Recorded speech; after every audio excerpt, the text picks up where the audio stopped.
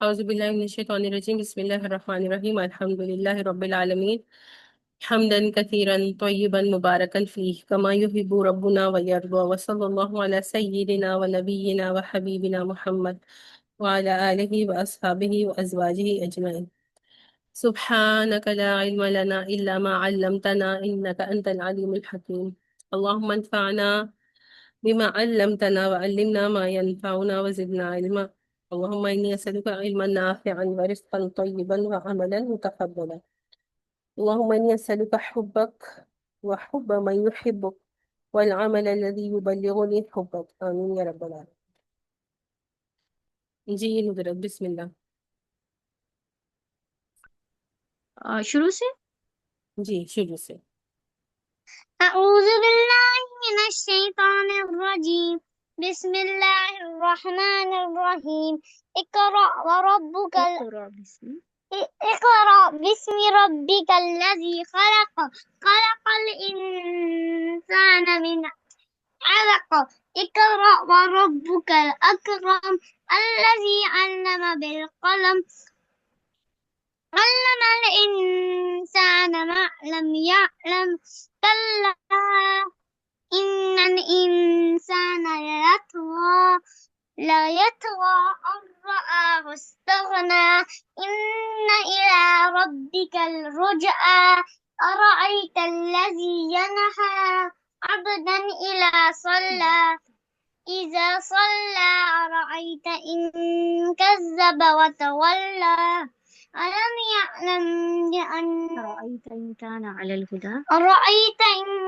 على الهدى أو أمر بالتقوى أرأيت إن كذب وتولى ألم يعلم بأن الله يرى كلا لئن لم ينته لنسفعا بالناصية ناصية كاذبة خاطئة فليدع ناديها سندع الزبانية كلا لا تطعه واسجد واقترب.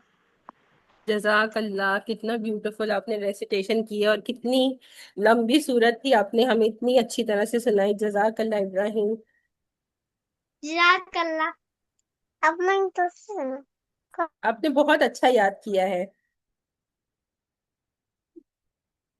اچھا الحمدللہ. تو 5 آیات ہم نے پہلے دیکھ لی تھی کیونکہ وہ 5 آیات پہلی وحی کی تھی. 5 آیات کا جو ہے پہلے ترجمہ دیکھ لیتے ہیں تاکہ تھوڑا سا کنیکشن سمجھ میں آ جائے. کیا ہوا کہ بیچ میں ہمارا ویسے بھی 1 ویک کا بریک آ گیا. پہلی آیت مبارکہ کا صرف میں 5 آیات کا ترجمہ جو پڑھ رہی ہوں تاکہ آپ لوگوں کو باتیں جو پوائنٹس تھے وہ کچھ حد تک یاد آ جائیں اور پھر آگے کنیکٹ کرنے میں آسانی ہو. پڑھیے اپنے اس رب کے نام سے جس نے پیدا کیا، انسان کو پیدا کیا. پوری اسکرین ہے میری. I don't know what happened. انسان کو پیدا کیا اس جونک کی طرح کی چیز سے جو رحم مادرز میں چمٹ گئی تھی. پڑھیے اور آپ کا رب بہت کریم ہے جس نے تعلیم دی قلم کے ساتھ اور انسان کو وہ کچھ سکھایا جو وہ نہیں جانتا تھا. تو پڑھنے کی بات ہو رہی ہے اور پھر ان کی بات ہو رہی ہے. مین جو ان آیات سے نکات نکل رہے ہیں وہ کیا کہ اللہ سبحانہ و تعالیٰ نے پڑھنے کا حکم دیا ہے اور تعلیم کے بارے میں بات کی جا رہی ہے. اور اللہ سبحانہ و تعالیٰ نے اپنی کون سی صفات ان آیات میں بیان کی ہیں؟ 5 آیات میں اللہ سبحانہ و تعالیٰ کی کون سی صفات جو ہے وہ بیان کی گئی ہیں؟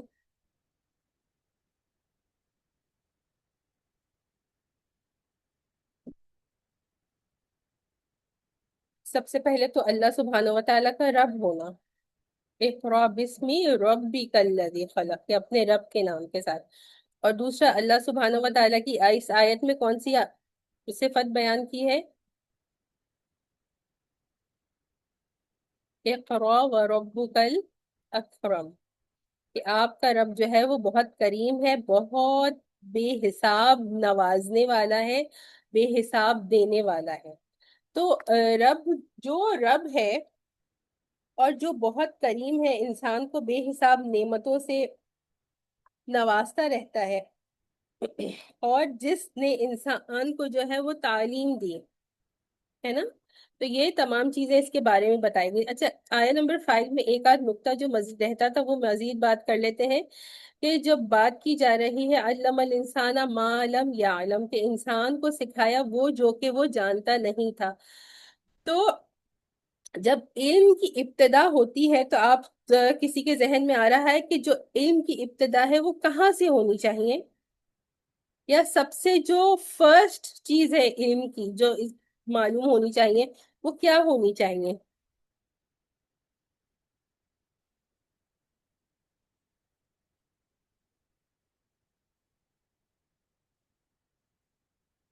اچھا، تو بہت سارے جو لوگ پارٹیسپیٹ کرتے ہیں وہ شاید آج نہیں ہے، آج کوئی بھی نہیں بول رہا. تو باقی جو الحمدللہ 12 پارٹیسپینٹس ہیں، تو آپ لوگ کوشش کیجئے کہ کچھ نہ کچھ جواب دیں. جو علم کی سب سے بیسک اور بنیادی چیز ہے جہاں سے علم کی ابتدا ہونی چاہیے وہ کیا ہے؟ وہ لا وہ الہ اپنے الا اللہ جی محمد اپنے خالق کے رسول. بارے. جی جی فرزانہ جی آنٹی. جی میں کہہ رہی ہوں اپنے خالق کے بارے میں جس نے ہمیں پیدا جی ہاں، کیا ہے وہاں سے شروع کرنا خالق چاہیے. کے بارے میں، اور خالق کے بارے میں اسپیسیفکلی کیا کہ لا الہ الا اللہ، کہ اللہ کے سوا کوئی عبادت کے لائق نہیں ہے، صرف اور صرف اللہ ہی کی ذات ہے جو عبادت کے لائق ہے، اور محمد صلی اللہ علیہ وسلم اللہ کے رسول ہیں. تو یہ چیز ہے، یہاں سے علم کی بنیاد جو ہے وہ شروع ہونی چاہیے. دوسری بات، علم الانسان ما لم یعلم، کہ اللہ سبحانہ و تعالیٰ نے انسان کو سکھایا جو وہ نہیں جانتا تھا. تو نبی کریم صلی اللہ علیہ وسلم کی جو تمام بہت ساری صفات آتی ہیں اس میں سے ایک صفت کیا ہے؟ آپ صلی اللہ علیہ وسلم کا امی ہونا. امی کا کیا مطلب ہوتا ہے؟ امی کا مطلب ہوتا ہے ان لیٹرڈ، جس کو پتا نہیں ہوتا، جو پڑھا لکھا بالکل بھی نہیں ہوتا. ام تو ماں کو کہتے ہیں نا. تو بچہ جب ماں کے پیٹ سے نکلتا ہے تو وہ پڑھا لکھا تو نہیں ہوتا، وہ کچھ نہیں جانتا. تو بالکل وہاں سے یہ لفظ نکلا ہے امی کے. جیسے بچہ پیدا ہوتا ہے اور وہ کچھ پڑھنا لکھنا نہیں جانتا، تو جو شخص امی ہوتا ہے وہ پھر بعد میں بھی، بڑا ہونے کے بعد بھی، جوان ہونے کے بعد بھی جو ہے وہ پڑھنا لکھنا نہیں جانتا. تو جنرلی اگر کسی انسان کے بارے میں بات کی جائے اور کہا جائے کہ یہ ان پڑھ ہے یا یہ امی ہے، ان لیٹرڈ ہے، پڑھنا لکھنا نہیں جانتا، تو یہ اس کی کیا کوالٹی ہوگی یا پھر اس کے اندر کوئی عیب ہوگا؟ بتائیے. اتنے سارے آن لائن پارٹیسپینٹس آ گئے ہیں تو پلیز پارٹیسپیٹ کرنا شروع کیجئے. کچھ جی لوگوں نے تو عام کر ہی دیا. انسان کے جی یہ عیب ہوگا عام انسان کے لیے تو یہ خوبی نہیں ہے، یہ تو اس کی کمی ہے. یہ تو اس کی کمی ہے کہ وہ ان پڑھ ہے، وہ پڑھنا لکھنا نہیں جانتا، ایک چیز سے وہ محروم ہے، اس کی محرومی ہے. لیکن یہی چیز امی ہونا رسول کریم صلی اللہ علیہ وسلم کا عیب نہیں تھا، بلکہ یہ آپ کا معجزہ تھا. کیسے معجزہ تھا بتائیے؟ وہ اس لیے تھا کہ کوئی یہ نہیں کہہ سکتا تھا کہ انہوں نے کہیں سے پڑھ کے یا کچھ کر کے کیا ہے. وہ پڑھ لکھ نہیں سکتے تھے ہمارے پیارے نبی، تو اس لیے کوئی یہ نہیں کہہ سکتا کہ کہیں سے پڑھی ہوئی ان کے پاس کتابی نالج ہے. بالکل. پہلے سے آپ نے جو ہے وہ دنیا میں کسی انسان سے آپ صلی اللہ علیہ وسلم نے نہیں سیکھا. تو آپ صلی اللہ علیہ وسلم نے جو سیکھا وہ ڈائریکٹ کس سے سیکھا؟ وہ اللہ سبحانہ و تعالیٰ سے سیکھا. اور بیچ میں کس کا جو ہے وہ واسطہ تھا یا وسیلہ تھا؟ وہ جبرائیل علیہ السلام بیچ میں تھے. لیکن آپ صلی اللہ علیہ وسلم کو ڈائریکٹلی اللہ سبحانہ و تعالیٰ نے ہی تعلیم دی. اس سے ایک اور بات کیا پتہ چلتی ہے؟ کہ تعلیم دینا یہ اللہ سبحانہ و تعالیٰ کی سنت ہے. کہ ویسے بھی ہم بار بار یہ حدیث مبارکہ تو پڑھتے ہیں، سنتے ہیں، اور ہم سب کو ہی پتا ہے کہ خیرکم من تعلم القرآن وعلمہ، کہ تم میں سے بہترین وہ ہے جو قرآن کو سیکھتا اور سکھاتا ہے.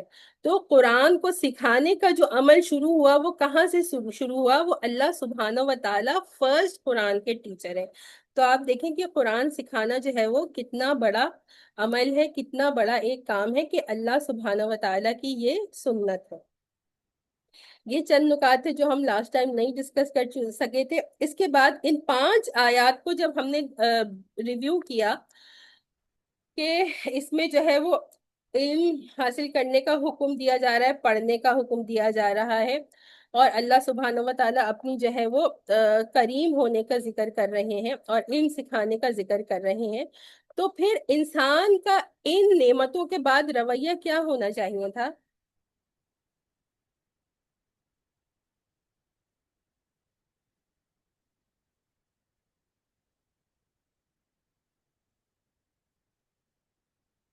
بتائیے، انسان کا رویہ ان نعمتوں کے حصول کے بعد کیا ہونا چاہیے؟ اللہ تعالیٰ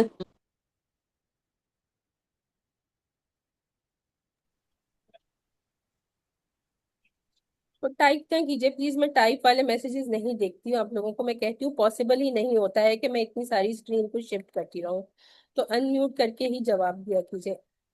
دیکھیں، جب اللہ سبحانہ و تعالیٰ نے علم سے نوازا، پڑھنا سکھایا، اور صرف علم ہی نہیں، وہ اکرم ہے، بے شمار نعمتوں سے نوازنے والا ہے، تو انسان کا رویہ کیا ہونا چاہیے تھا؟ شکر گزار ہونا چاہیے تھا، گریٹفل ہونا چاہیے تھا، اور اللہ کی اطاعت کرنے والا ہونا چاہیے تھا، ہے نا؟ لیکن آیا نمبر 6 جب دیکھتے ہیں تو کیا ہے؟ کلا ان الانسان لیطغی، یہاں پہ کیا فرمایا ہے کہ کلا کا مطلب ہے کوئی نہیں یا ہرگز نہیں۔ کلا جو ہے ایک تو لا ہوتا ہے نا، لا کا مطلب نہیں ہے، ایک دوسرا نگیشن کے لیے لفظ آتا ہے، وہ کلا ہے۔ کلا میں کیا ہے؟ اس میں زیادہ ایمفسس ہے، اور اس میں جو ہے وہ ایمفسس کے ساتھ جو ہے وہ ڈانٹ کا بھی پہلو ہے، نہیں، ہرگز نہیں۔ ایسا نہیں ہے کہ جنرلی ایٹیٹیوڈ انسان کا کیا ہونا چاہیے تھا؟ شکر گزاری کا ہونا چاہیے تھا، اس کے برعکس ایسا نہیں ہوا۔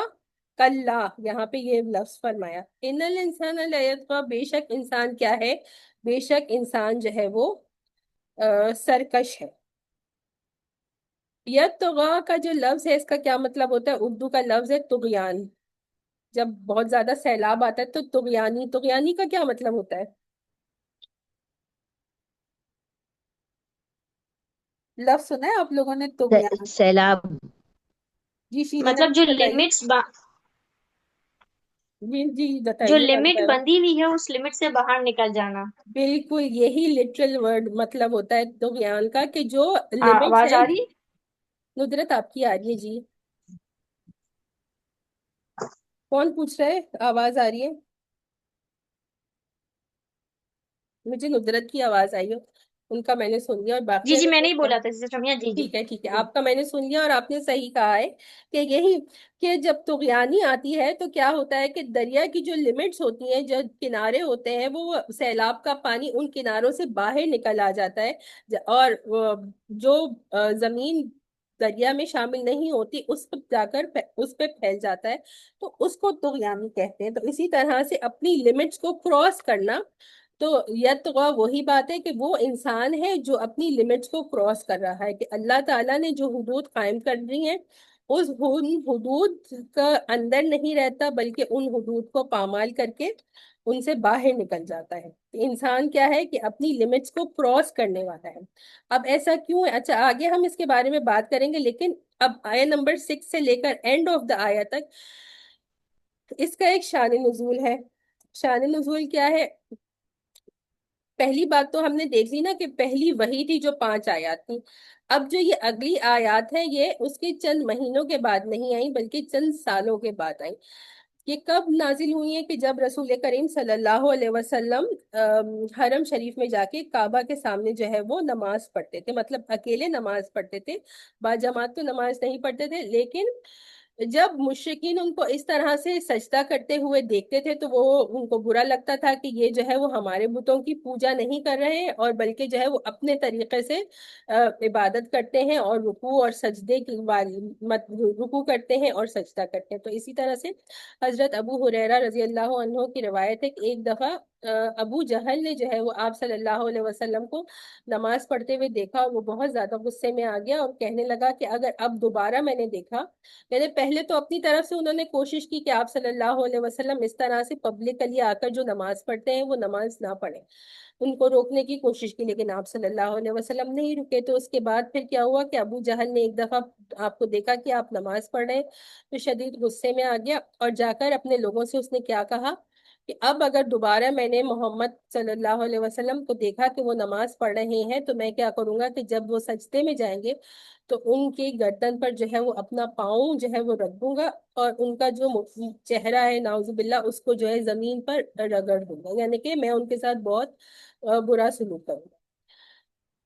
تو ایسے ہی ہوا، کچھ عرصے کے بعد پھر دوبارہ جو ہے اس نے دیکھا کہ آپ صلی اللہ علیہ وسلم خانہ کعبہ کے سامنے جو ہے وہ نماز پڑھ رہے ہیں۔ تو کیا ہوا کہ آپ صلی اللہ علیہ وسلم کو تو اس نے دیکھا، وہ تو غصے میں آیا اور اس نے کوشش کی کہ آپ صلی اللہ علیہ وسلم کے قریب جائے اور آپ کے ساتھ یہ بدتمیزی کرے کہ اپنا پیر آپ کی مبارک گردن پر رکھ لے، لیکن اس نے جانے کی کوشش کی، لوگوں نے دیکھا کہ وہ جانا چاہ رہا ہے مگر وہ جا نہیں سکا، وہ رک گیا ہے، اور وہ کیا کر رہا ہے، اپنے چہرے کو جو ہے نا وہ بچا رہا ہے، جیسے کہ کوئی اٹیک کر رہا ہے یا کچھ۔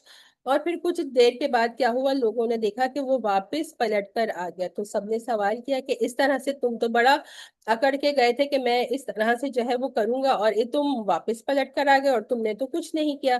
تو اس نے کہا کہ میں نے دیکھا کہ محمد صلی اللہ علیہ وسلم اور میرے درمیان جو ہے وہ ایک خندق ہے، اور اس خندق میں آگ ہے، اور اس میں جو ہے وہ بہت بھیانک اور خوفناک چیز ہے، اور اس خندق کی جو آگ تھی وہ میرے چہرے کو جھلسا رہی تھی۔ تو پھر وہ پلٹ کر آ گیا، اور نبی کریم صلی اللہ علیہ وسلم نے فرمایا کہ اگر وہ آگے بڑھنے کی کوشش کرتا تو کیا ہوتا، ان کے فرشتے جو ہے وہ اس کو چیتھڑے اڑا دیتے۔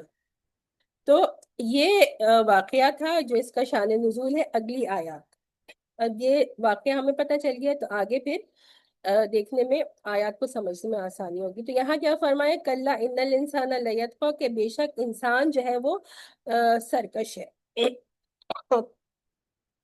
تو جنرلی پہلے تو جو آیات ہوتی ہیں وہ اسپیسیفکلی ایک واقعے کے اس میں اور ابو جہل کے بارے میں تو ہے، لیکن صرف یہی نہیں کہ یہ ابو جہل کے بارے میں ہے، بلکہ جو شخص بھی جس کے اندر یہ چیزیں جن کا یہاں پر ذکر کیا جا رہا ہے وہ موجود ہوں گی، تو پھر یہ جنرلی اس کے بارے میں ہے، کیونکہ الانسان کہا گیا تو یہاں پر جنرل بات ہوگی، ٹھیک ہے۔ تو کلا ان الانسان لیطغی، اسپیسیفکلی ابو جہل کے بارے میں بات آ رہی ہے، لیکن جنرلی ہر اس انسان کے بارے میں کہ جس میں یہ چیزیں پائی جائیں گی، تو اس سے متعلق یہ آیات ہیں۔ اب وہ طغیان، وہ سرکش کیوں ہے، ارآہ استغنا، کہ اس بنا پر کہ وہ اپنے آپ کو مستغنی سمجھتا ہے، مستغنی دیکھتا ہے۔ مستغنی کسے کہتے ہیں؟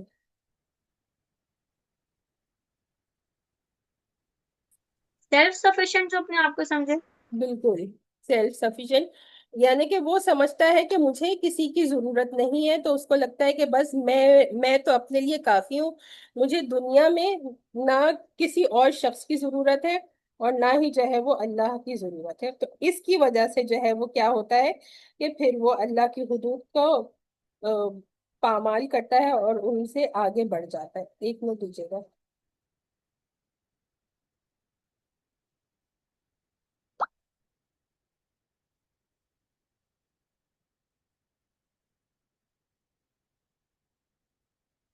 جی، تو سورہ فاتر میں آیہ نمبر 15 میں اللہ سبحانہ وتعالی نے کیا انسانوں کو خطاب کر کے فرمایا، یا ایہا الانسان انتم الفقراء الی اللہ واللہ هو الغنی الحمید، کہ تمام انسانوں کو اللہ تعالیٰ نے خطاب کیا، یا ایہا الناس، کہ اے لوگوں، انتم الفقراء الی اللہ، کہ تم اللہ کے محتاج ہو، واللہ هو الغنی الحمید، اور اللہ سبحانہ وتعالی ہی غنی ہے، یعنی اس کو کسی بھی چیز کی حاجت نہیں ہے، اور وہ حمید ہے، یعنی آپ اس کی حمد کی جا رہی ہے۔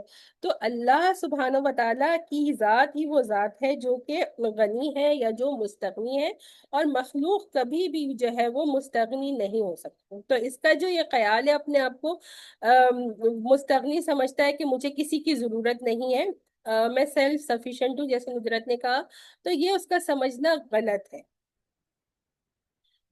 ان الی ربک الرجعی، یقیناً تجھے اپنے رب کی طرف لوٹ کر جانا ہے، کہ اگر تمہیں کسی کی ضرورت نہیں ہے تو پھر یہ کیا بات ہوئی کہ یقیناً کیا بات ہے کہ تمہیں رب کی طرف لوٹ کر جانا ہے۔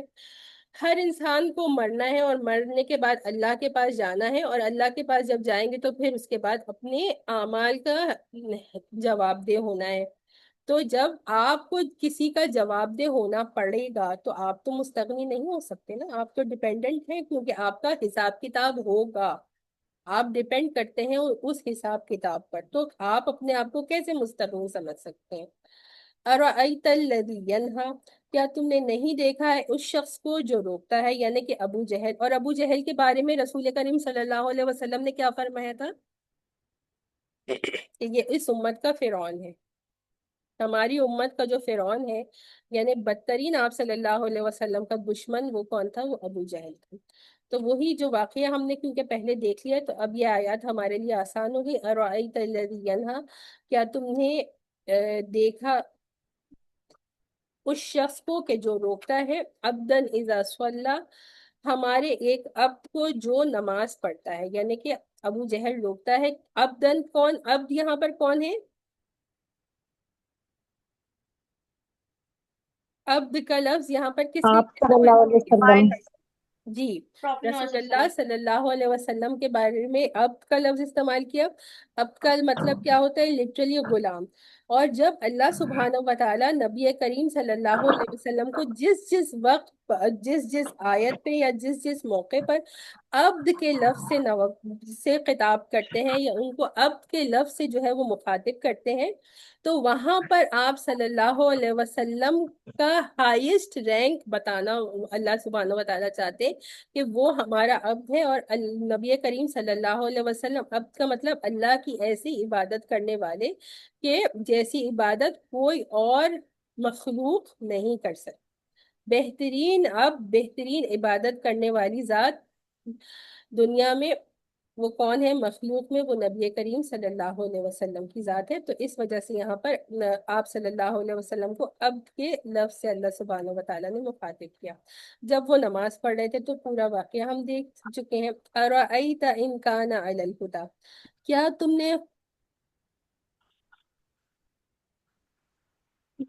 تم نے غور کیا اگر وہ شخص ہدایت پر ہوتا،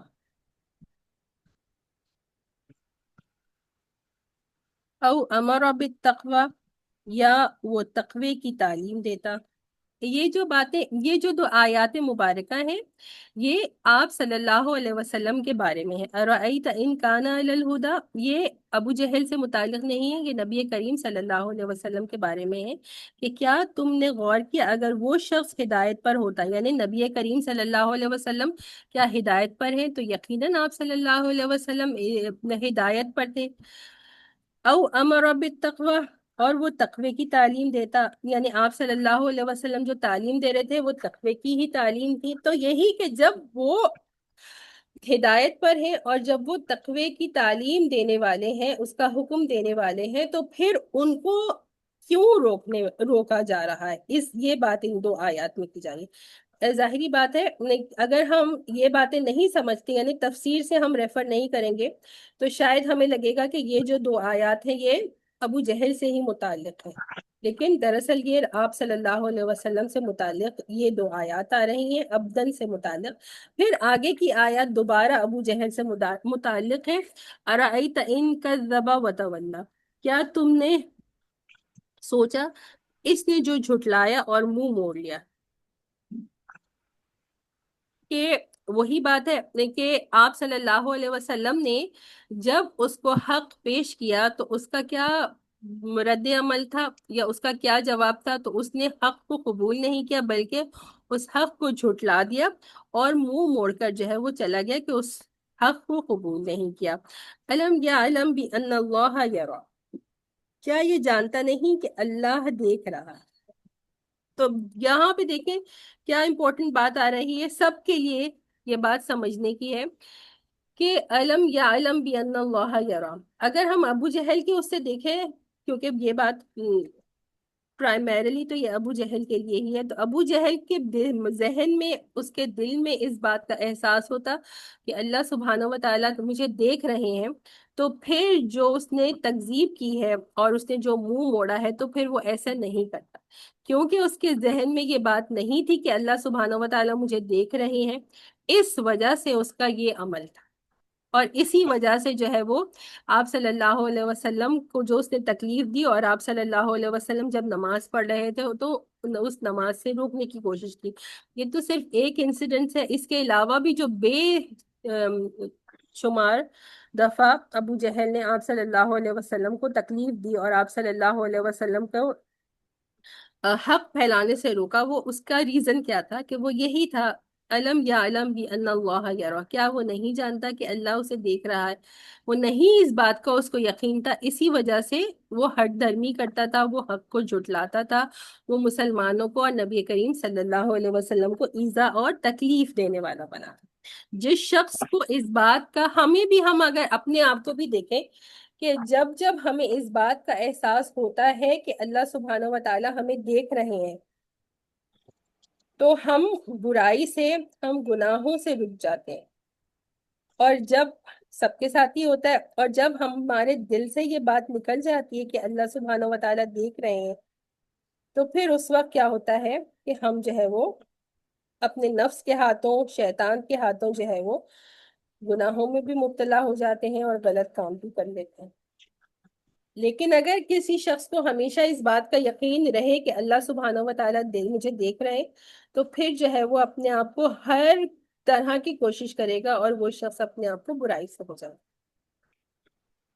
کلا، کلا اسی طرح سے ہرگز نہیں، ڈانٹ کے اس سے، لَإِن لَّمْ يَنْتَهِ لَنَسْفَعًا بِالنَّاصِيَةِ، کلا پھر کہا جا رہا ہے کہ ہرگز نہیں، اگر کہ وہ نہیں باز آیا۔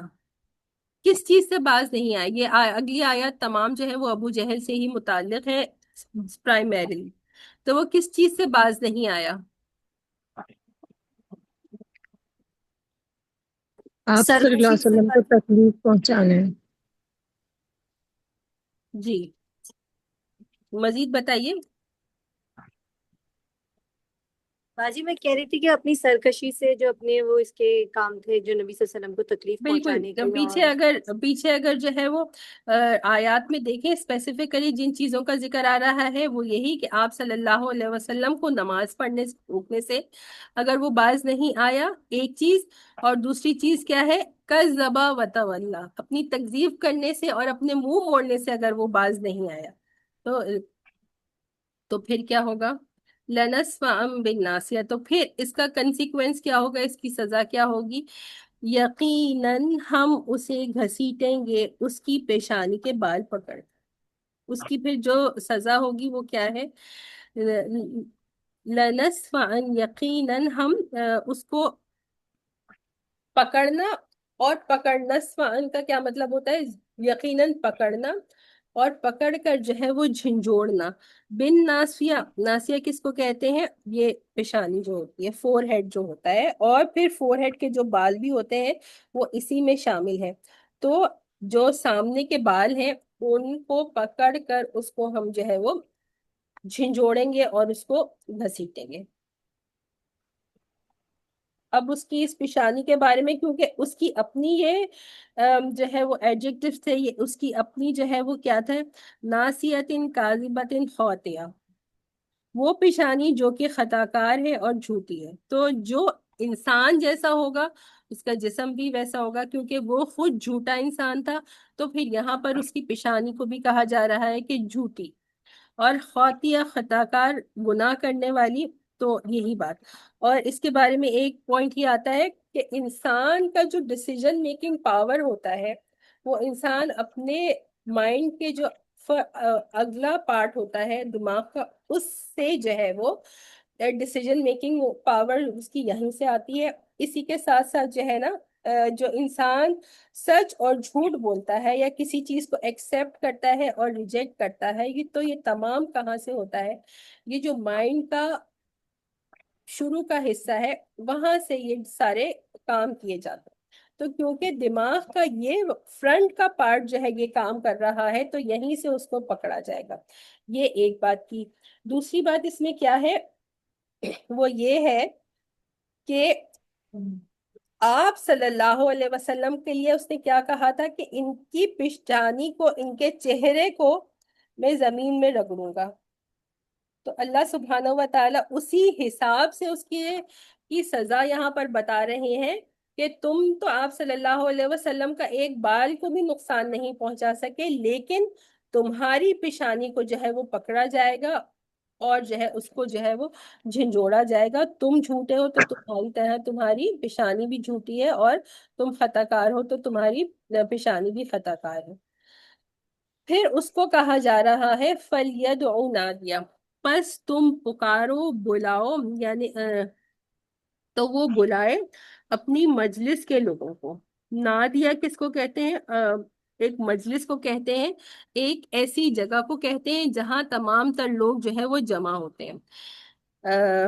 قریش کی جو ہے ایک پارلیمنٹ تھی، اس کا نام کسی کو پتا ہے؟ قریش کی پارلیمنٹ، جہاں پر وہ اپنے سارے ڈیسیجن میکنگ کرتے تھے، فیصلے کرتے تھے، وہاں پہ اپنے قانون بناتے تھے. تو اس جگہ کو کیا کہتے ہیں؟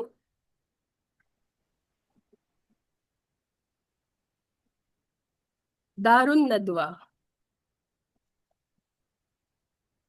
دار الندوہ. تو یہاں پر جو نادیہ ہے وہ دراصل علماء کرام نے فرمایا کہ یہ جو مجلس ہے یا وہ جگہ جہاں پر لوگ اکٹھے ہیں جنرلی، لیکن اسپیسیفکلی کیونکہ ابو جہل کی وہ مجلس کون سی تھی؟ وہ دار الندوہ تھی. تو کہا جا رہا ہے کہ وہاں سے تم اپنے ساتھیوں کو پکارو، ان کو بلاؤ کہ وہ آئیں اور آ کر تمہیں جو ہے وہ اس سزا سے بچا سکے. اور پھر اللہ سبحانہ و تعالیٰ کیا فرما رہے ہیں؟ سند اس زبانیہ، اور ہم بھی بلائیں گے. سند اور ان قریب ہم بھی بلائیں گے. کس کو بلائیں گے؟ زبانیہ. زبانیہ جو ہے وہ جہنم کے فرشتے، خاص طور پر وہ فرشتے جو عذاب کے فرشتے ہوتے. تو ہم ان فرشتوں کو بلائیں گے جو ان کا کام ہی جو ہے وہ عذاب دینا ہے.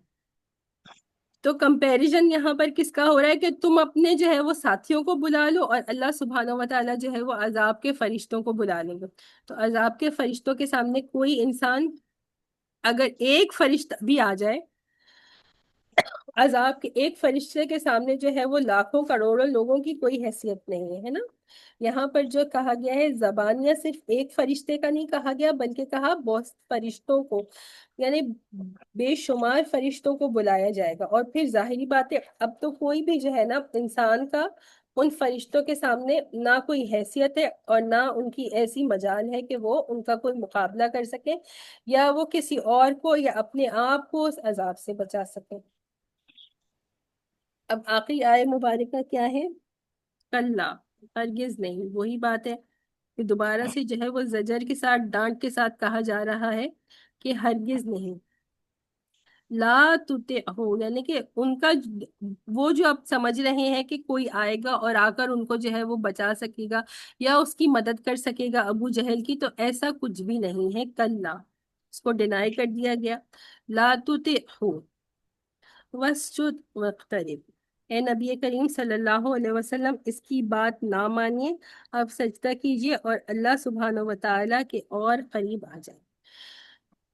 لا تطعہ، آپ اس کی اطاعت نہ کریں، آپ اس کی بات نہ مانیں. ظاہری بات ہے اطاعت کرنے کا لٹرل مطلب تو یہاں پہ نہیں ہو سکتا نا، کہ نبی کریم صلی اللہ علیہ وسلم کے لیے تو کبھی بھی پاسبل نہیں تھا کہ وہ ابو جہل کی اطاعت کرتے، اس کو فالو کرتے، اس کے طریقے پر چلتے.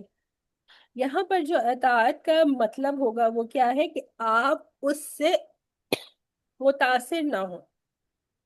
کہ کوئی شخص ہوتا ہے، اس کا کوئی بھی عمل ہوتا ہے، اس کے عمل کی وجہ سے ہمارے ساتھ کیا ہوتا ہے کہ ہم اس سے متاثر ہو جاتے ہیں.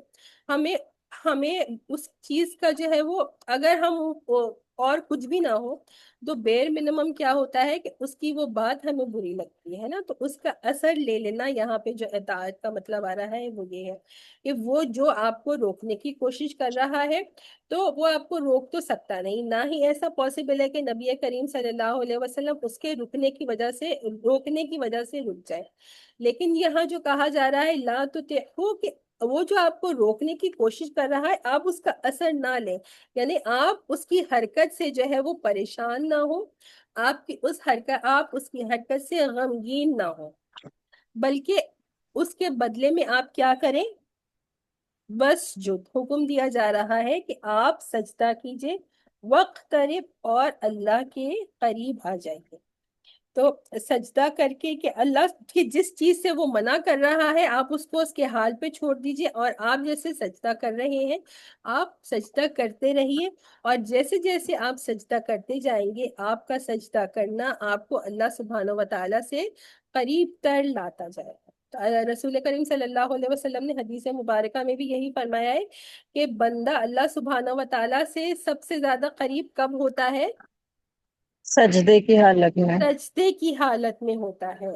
اور پھر کیا حکم دیا؟ فَأَكْثِرُوا الدُّعَاء، تو اس وقت دعا میں کثرت کرو۔ تو الحمدللہ یہاں تک تو اس کی جو تفسیر تھی وہ ہم نے ایک حد تک دیکھ لی، ظاہری بات ہے بہت ڈیپ نہیں کر سکتے، کچھ بیسک نکات ہوتے ہیں جو ہم نے سمجھنے ہوتے ہیں، وہ ہم نے تو سمجھ لیا الحمدللہ۔ پھر جو ہے وہ آپ لوگوں میں سے جس نے منڈے کی کلاس لی تھی ان لوگوں نے آلریڈی یہ پوائنٹس دیکھ لیے ہیں، لیکن جو نئے کچھ لوگ ہیں وہ نہیں جانتے۔ ہم بات کس کے متعلق کریں گے؟ یہ سجدہ تلاوت ہے نا، تو سجدہ تلاوت سے متعلق کچھ چیزیں ہم جو ہے وہ سمجھیں گے۔ آپ میں سے اگر کسی کو بتانا ہے کہ آج تو جو ہے وہ بہت ہی کم ایسے لوگ ہیں جو پارٹیسپیٹ کر رہے ہیں، حالانکہ سبھی ہیں، سعدیہ بھی ہیں، فضیلہ بھی ہیں، لیکن کوئی نہیں بول رہا۔ فضیلہ کی تو بالکل ہی آواز نہیں آئی۔ باجی میں تو بول رہی ہوں تھوڑی تھوڑی دیر میں۔ جی ہاں، آپ نے سعدیہ نے کچھ نہ کچھ بولا ہی ہے، اور کچھ لوگ شاید بزی بھی ہیں، انہوں نے کہا کہ ہم پارٹیسپیٹ نہیں کریں گے۔ چلیں خیر کوئی بات نہیں۔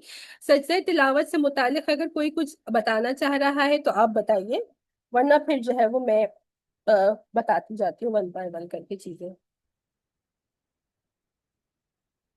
اچھا ٹوٹل یہ بتا دیجیے کہ قرآن میں کتنے سجدہ تلاوت ہیں؟ باجی 14 ہے آئی گیس نا۔ 14 سجدہ، 14 ہیں۔ 14 سجدہ تلاوت ہے، بالکل صحیح ہے۔ ان جگہوں پہ جو ہے جہاں پہ ہم جیسے یہ آیت ہم نے پڑھ لی ہے تو ظاہری بات ہے کہ اب ہم سب پہ، مجھ پہ بھی اور آپ لوگوں نے کیونکہ سنی ہے تو آپ پر بھی سجدہ کرنا جو ہے وہ واجب ہو گیا ہے۔ اور پڑھنے جیسے والے، آپ نے اس دفعہ بتایا تھا منڈے کی کلاس میں کہ اگر ہم چاہے بار بار بھی پڑھ رہے ہیں لیکن ہمیں ایک ہی مرتبہ سجدہ کرنا ہے، جی ایک میں یہ مشق ساری باتیں ون بائی ون کر کے بتا رہی ہوں۔ تو سجدہ تلاوت کا حکم کیا ہے؟ یہ واجب ہے، یعنی کہ حکم کا کیا مطلب ہوتا ہے؟ فرض ہونا، واجب ہونا، سنت ہونا، یا پھر مستحب ہونا۔ اس میں سے سجدہ کرنا کیا ہے کہ یہ واجب ہے، کہ کرنا جو ہے وہ ضروری ہے۔ آپ صلی اللہ علیہ وسلم نے اس عمل کو جو ہے وہ تاکید سے کیا ہے اور کرنے کا حکم بھی دیا ہے، تو اس کا حکم جو ہے وہ واجب کا ہے۔ آپ فوری طور پر بھی کر سکتے ہیں، جیسے ابھی ہم نے کیا ہے تو آپ اس کے فوراً جیسے کلاس ختم ہوگی تو آپ سجدہ کر سکتے ہیں، بہتر تو یہی ہے، یا کچھ مؤخر کر کے کچھ دیر کے بعد بھی کر سکتے ہیں، ٹھیک ہے؟ تو ایک پڑھنے بات میں والے یہ کے لیے بھی پوچھوں، ہے اور اثر سننے کے والے کے لیے بھی ہے۔ جی اثر کے بعد سجدہ کر سکتے ہیں ہم؟ میں ابھی بتا رہی ہوں، تمام چیزیں میں بتا اچھا رہی ہوں۔ ٹھیک ہے جی، پھر ٹھیک۔ دوسری بات یہ ہے کہ یہ کرنے کا طریقہ کیا ہے؟ اکثر لوگوں کو پتا ہوتا ہے لیکن اکثر لوگوں کو پتا نہیں ہوتا، اس میں وہ غلطی کرتے ہیں۔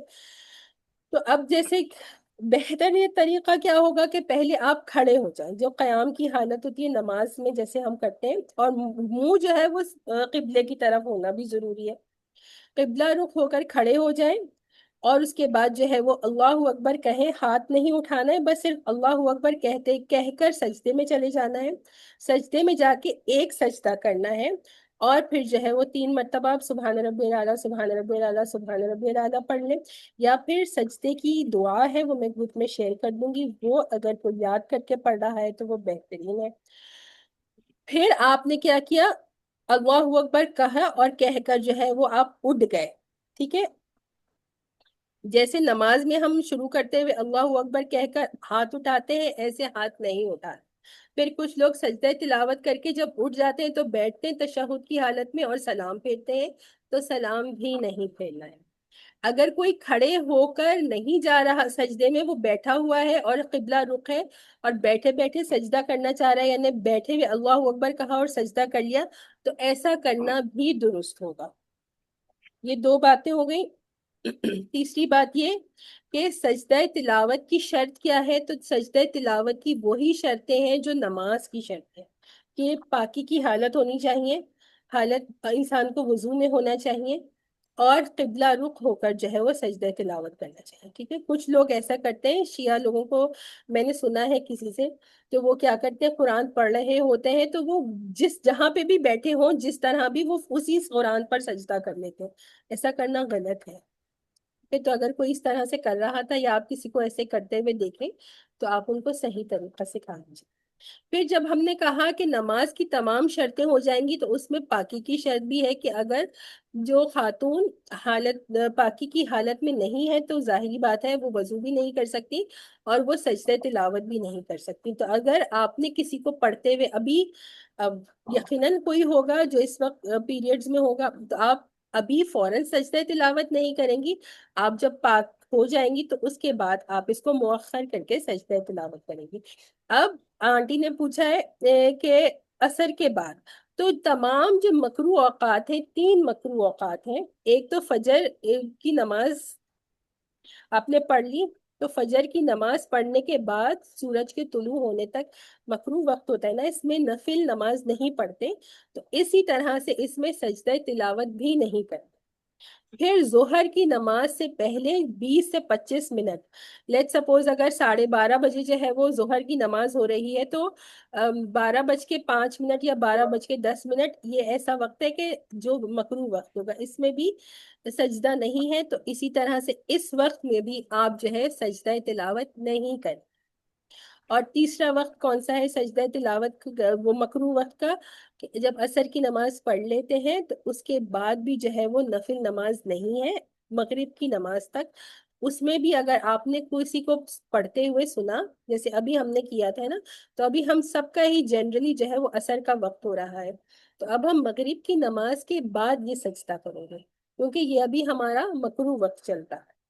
تو یہ 3 جو وقت تھے جن میں نفل نماز نہیں پڑھ سکتے مکروہ اوقات ہیں تو ان میں جو ہے وہ سجدہ تلاوت بھی نہیں کرنا ہے. جب یہ وقت گزر جائے گا تو اس کے بعد پھر سجدہ تلاوت کرنا.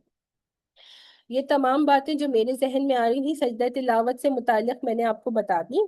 مزید جو ہے جب ہم منڈے والی کلاس کر رہے تھے تو اس وقت بھی کچھ سوالات یہ آئے تھے کہ لیٹ سپوز کچھ لوگوں کو تو الحمدللہ یہ پہلے سے یاد ہوگی سورہ اور کچھ لوگوں کو یاد نہیں ہے تو جیسے میں نے آپ کو کہا ہے کہ اگلے رمضان المبارک تک آپ نے سورۃ الضحیٰ سے لے کر سورہ ناس تک تمام 22 سورتوں کو یاد کرنا ہے تو اس میں یہ سورت بھی آ جائے گی. تو الحمدللہ بہت سارے جو لوگ ہیں ان کا مجھے پرسنل میسیجز میں فیڈ بیک آ رہا ہوتا ہے کہ ہم کوشش کر رہے ہیں کہ سورتوں کو حفظ کر لیں. آج جو ہے وہ ہمارے ساتھ نہیں آئی ہیں شہنیلا باجی ان کا بھی لاسٹ ویک میسج آیا تھا کہ وہ بھی جو ہے وہ ماشاءاللہ کر رہی ہیں. اسپیسیفکلی ان کا یہ میسج آیا تھا. تو جو بھی یاد کر رہا ہے الحمدللہ اور جو حفظ والے میرے گروپ میں ہیں وہ تو کر ہی رہے ہیں. تو اب آپ نے جب یہ سورت نماز میں پڑھی اور آپ نے بس ایک رکعت میں پہلی رکعت میں یہ سورت پڑھ لی اور اس کے بعد آپ کو اور کچھ نہیں پڑھنا ہے تو اب آپ کیا کریں گے؟ تو اب آپ نارمل کیا کریں گے رکوع کریں گے اور رکوع کے بعد سجدہ کر لیں گے تو یہ جو سجدہ کرنے کا حکم ہے وہ پورا ہو جائے گا. یہ بات کیا سمجھ میں آ رہی ہے؟ الگ سے سجدہ کرنے کی ضرورت نہیں پڑے گی.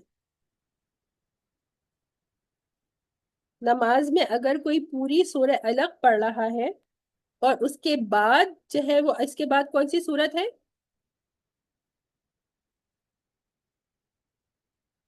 سورہ الگ کے بعد کون سی سورت ہے؟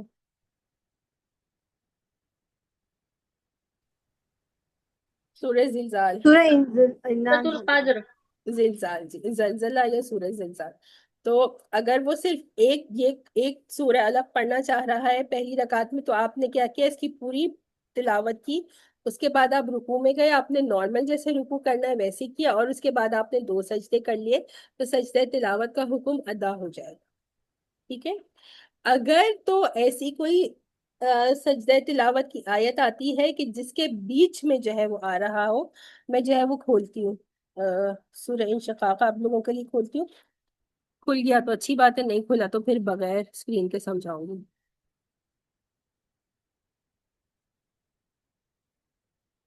اس ڈیوریشن میں کسی کا مزید سوال ہے تو پوچھ لیجیے گا.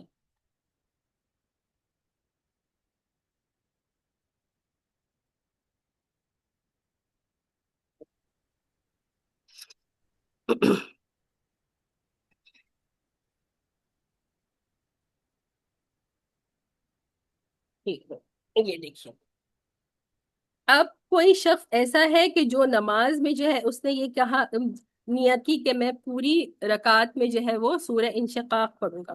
اب سورہ انشقاق کے اینڈ میں سجدہ تلاوت نہیں آ رہا، اس کے بیچ میں سجدہ تلاوت آ رہا ہے. تو پھر اس کا طریقہ کیا ہوگا کہ آپ نے آیا نمبر 1 سے لے کر تلاوت، استغفر اللہ، ایک منٹ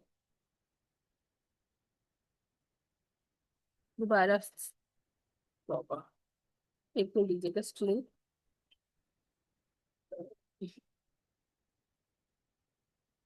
اسکرین ڈسپیئر ابھی دوبارہ سے سمجھاتا ہوں. ہاں تو سورہ انشقاق کی آیت نمبر 1 سے لے کر کون سی آیت؟ ایک-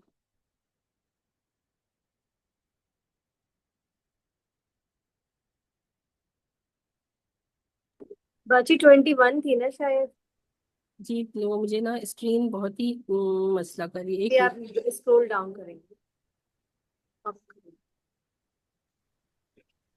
اچھا یہ سورہ الگ کے بعد نا سورہ قدر ہے، زلزال نہیں ہے. جزاک اللہ، اچھا بہت شکریہ آپ نے بتا دیا. اسکرین جو ہے نا میری ذرا سا بہت ہی مسئلہ کر رہی ہے، ذرا سا بس آ گئی باجی. یہ آ گئی.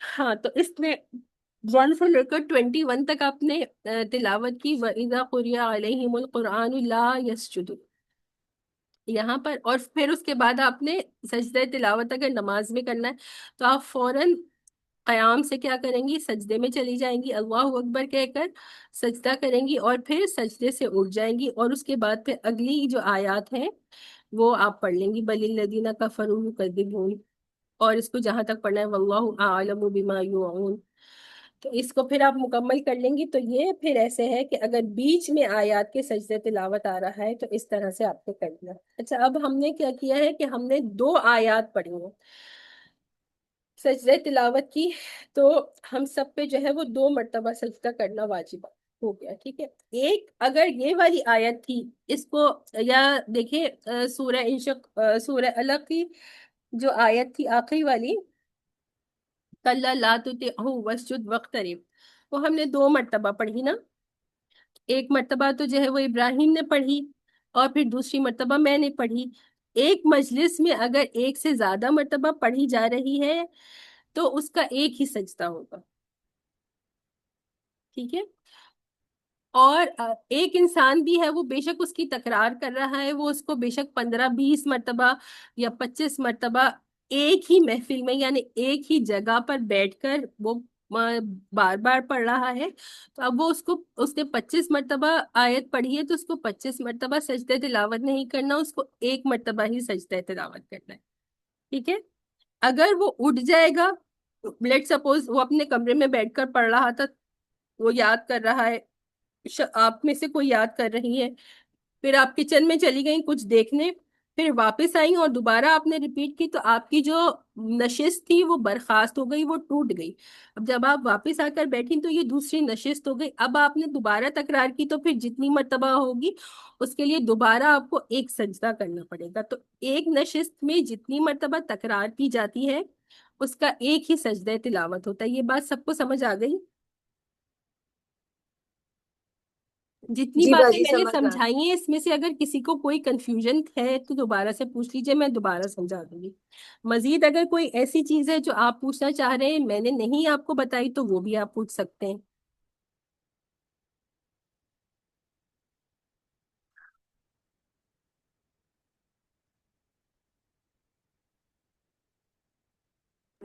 باجی جی جی سعدیہ. مجھے ایک بات پوچھنی ہے، وہ سجدہ تلاوت کے مطلب حوالے سے نہیں ہے. مجھے یہ پوچھنا تھا کہ مجھے ابھی پچھلے دنوں کسی نے بتایا کہ عصر کی جو نماز کا وقت ہے وہ 20 منٹ پہلے ختم ہو جاتا ہے. تو کیا یہ صحیح بات ہے؟ آپ کیا کہہ رہی ہیں؟ ایک منٹ دوبارہ بولیے گا، مجھے آدمی بات سمجھ نہیں آئی. جیسے عصر کی نماز کا اذان ہوئی عصر کی، اور اس کے بعد جو ہے مغرب کی اذان سے 20 منٹ پہلے تک نا عصر کی اذان کا نماز کا وقت ختم ہو جاتا ہے. نہیں تو نہیں کیا یہ ایسا صحیح؟ نہیں ہے. وہ عصر کی نماز جو ہے وہ 20 منٹ پہلے تک پڑھنا جو ہے نا وہ بہتر ہوتا ہے. 20 منٹ سے مکروہ وقت تو شروع ہو جاتا ہے، پہلے یہ بات تو صحیح ہے، لیکن جو ہے نا اگر کسی نے اس دن کی، جیسے آج کی ابھی تک کسی نے جو ہے وہ عصر کی نماز نہیں پڑھی ہے، تو پھر آپ کیا کریں گے کہ وہ آپ پڑھ سکتے ہیں، وہ مکروہ تو ہوگا لیکن آپ کی نماز ہو جائے، یعنی کہ وہ وہ بات عمل صحیح ہے ایک طریقے سے. ناپسندیدہ ہے. جی بس میں یہی پوچھ رہی تھی کہ ناپسندیدہ میں آ جائے گا نا. ناپسندیدہ بات ہے کہ عصر کی نماز کو اتنا ڈیلے کر دینا کہ بالکل ہی آخری کے 10 منٹ میں یا آخری کے 15 منٹ میں پڑھنا. لیکن اگر کسی نے اس دن کی نماز نہیں پڑھی ہے تو اس کی وہ نماز ہو جائے گی. یہ ناپسندیدہ اور کراہت والا عمل ہے لیکن ہو جاتا ہے یہ، ٹھیک ہے. بس احتیاط یہ کریں کہ اتنی ڈیلے نہ کریں، لیکن اگر کسی کی ہو جاتی ہے تو وہ ہو جاتی ہے. اچھا، ایک اور چیز جو میں نے آپ کو بتانی تھی وہ کیا چیز تھی؟ اکثر میں سب کو کہتی ہوں کہ آپ لوگ اپنا قرآن لے کر بیٹھا کریں. سورہ حج کی آخری آیت کھول لیجیے، سورہ حج کی، اور مجھے بتائیں کہ وہاں پہ کیا لکھا ہوا ہے.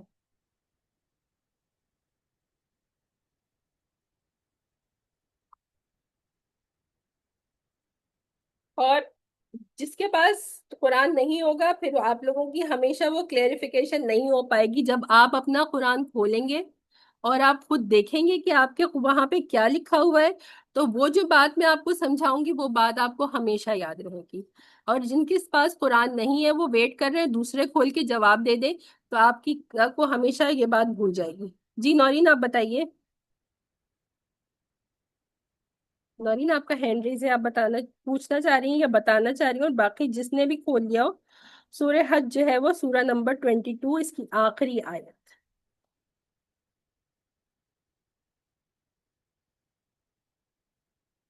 آیت نمبر ہیلو 78. ہیلو جی جی مجھے ایک سوال پوچھنا تھا.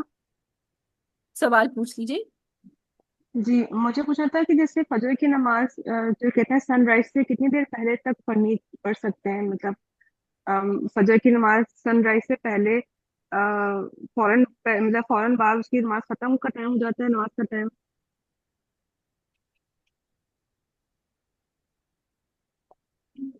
فجر کی نماز جیسے فجر سن رائز سے کتنی دیر پہلے تک فجر کی نماز پڑھ سکتے ہیں؟ فجر کی نماز تو آپ سن رائز تک پڑھ سکتی ہیں نا، جی سن رائز تک آپ نماز پڑھ سکتی ہیں. اچھا سن رائز کے ٹھیک ہے 20 منٹس کے بعد آپ کو رکنا ہوتا ہے. لیٹ سپوز کہ کوئی سن رائز کے وقت اٹھا ہے، تو جب سورج طلوع ہو جاتا ہے اس کے آپ کو 20 منٹس تک رکنا ہے. اس کے بعد پھر جو ہے وہ آپ نماز پڑھ سکتے ہیں. آج سے سن رائز کا ٹائم اگر میں دیکھ قضا کر ہو گئی بتاتی تو؟ ایک منٹ، میں ٹائم دیکھ کر بتاتی ہوں. کراچی فجر، یہ ٹائمنگ سے بتاؤں گی تو ذرا ایزی ہو جائے گا سب کو سمجھنا. جی